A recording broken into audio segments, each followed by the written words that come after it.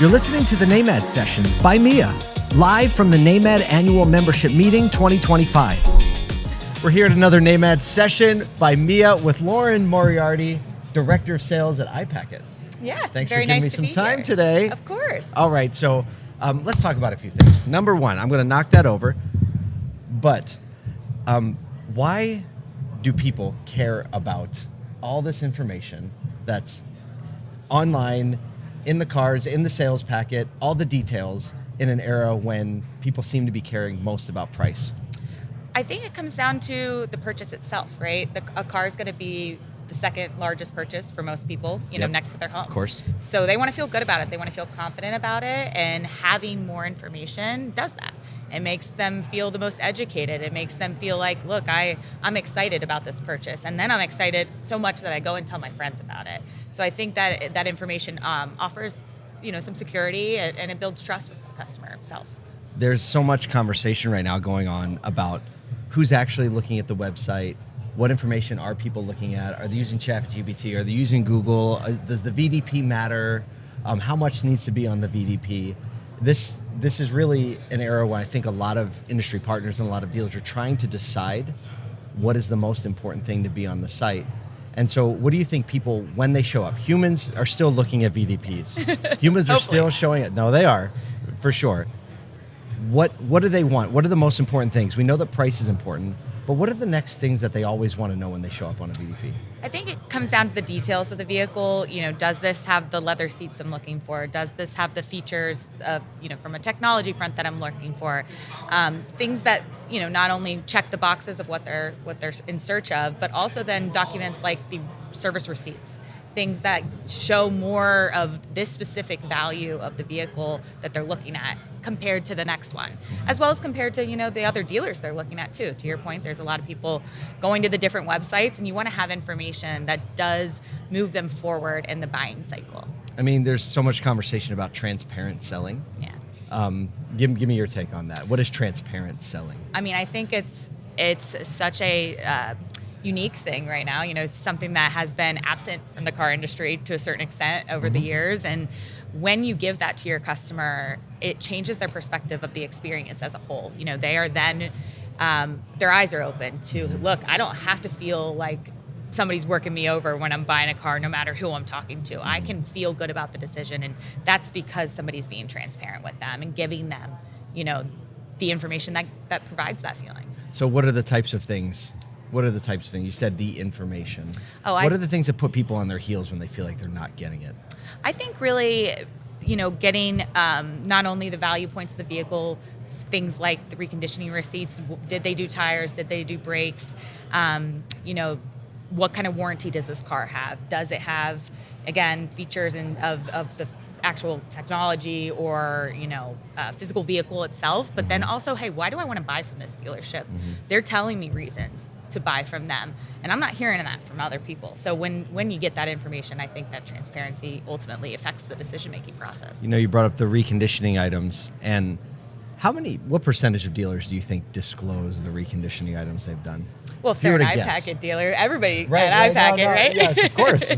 I would probably say, I don't know, maybe like less than 10% by default. Really, that low? I don't think it's something that every dealer is comfortable doing so, because it's just not what they've been doing. But I think... What are they uncomfortable with?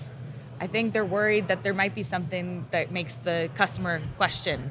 The vehicle needed something, so it must be a bad vehicle, like that kind of thinking? Yeah, but I think what we find is really when that's turned around in a way that it feels educational for the customer. Look, it did need tires, but now it has brand new tires. Right. Brakes. And that perspective is shifted in a way that we want to tell them so that they are understanding of their purchase, and then they're happy with it, right? They don't feel like you hit anything. Right. They didn't find out later that it needed tires. They now know, hey, look, I've got a vehicle in great condition, and disclosing that, is a requirement to have. I've always felt that way when, like, for instance, if the dealer has a tool, iPacket, where it says, oh, this car has new tires. Even though with so much price competition going on, it does feel like that now becomes kind of a conversation point with a competitive dealer. or a conversation point with another vehicle that's in their consideration matrix where they're like, oh, well, this one has new tires. And so I honestly never understood why dealers wouldn't want to talk about that. And maybe it's as simple as like not having a simple way to do it. Yes. You know? Absolutely. And to know that that's kind of a plug and play option. Yeah. Well, and I think too, it's another task they have to do. They have to go get it, right? Not only do they have to go get the service receipts to show them, aggregating they all the actually data. have to feel confident that they can read it, right? So when it's put in a way that's user friendly, I think that really shows the nuts and bolts. Look, this is what we do to our vehicle. That is when it really makes a difference in the decision making process. Tell me, how did you get into the car business? I got into the car business in the marketing side of things. Okay, this tracks. Yeah. Actually, iPacket was started by a dealer group, and I actually worked in the marketing department. I did not know that. You did not? No. Yeah, that's like one of the coolest things about iPacket. What was the dealer I group? think. Astor Auto in Parkersburg, West Virginia. So, okay. Yeah, I was doing their marketing. I think that's honestly one of the coolest parts about iPacket's story is that it was created by a dealer for a dealer, and when we talk to dealers, it bleeds through. They're like, oh, well, this just makes sense. Well, that's why, Oh my gosh, I feel like you're missing an opportunity there. What? Like the fact that some people don't know that. Yeah, they don't I didn't know that. that. Yeah. I can't believe it. Yeah. And so you were marketing at the dealership. At the dealership. And so you've been along for the entire ride. Yep, and the iPacket was kind of starting out, and I came on board. I was using iPacket at that dealership and saw kind of what it did for my customers there and thought, look, this is going to be big, right? This is going to be something everybody loves. Because, again, it's such a no-brainer. And so give me a little understanding of your reach across the country. Yep. Right now we're in one of every 6 dealers. Really, from one of every 6 new car dealerships has yep. iPacket. Yeah. That's strong. Everything from the small guys to the big guys. It's something that really just works across the board for everybody, and it's foundational in the approach that we have. And I think we have a 96% lifetime retention rate, which I think is just outstanding when you even think about that. With the reach that we do have, and that should shows speak that to it. Dealers are very value minded these days.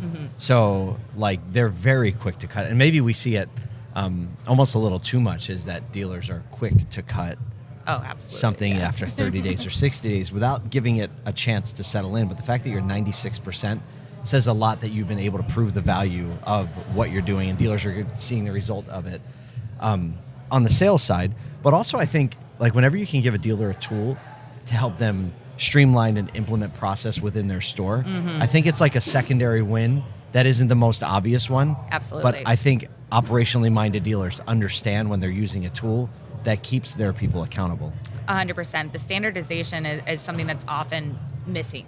Right, they're kind of hoping and wishing that their team's doing what they're asking them to do, but this allows you to really have that security, have that accountability, just across the board. Talk about the standardization. So, what is the requirement, or like the standardization that gets built into a dealer system because they're using iPacket? I think it's the presentation of the value points. A digital presentation like iPacket. So sales standardization. Yep, sales standardization. So you're going to standardize what you're showing a customer, how you're showing it to them, what that follow-up process looks like, and making sure that nothing is missed along the way because you have a platform to do so like iPacket. Man, I love like the startup story. Yeah, I love the value. I love the retention rate story for sure. Thank you so much for giving us a few minutes and just being so like passionate and bright about the industry. Thank you. I appreciate it, Paul. Thank you for listening to this NAMAD session brought to you by Mia. At More Than Cars, we're obsessed with uniting people around one big idea, that thriving people are the only path to a thriving and profitable industry. And if that resonates with you, head over to morethancars.com to join our email list and check out our full list of podcasts and programming.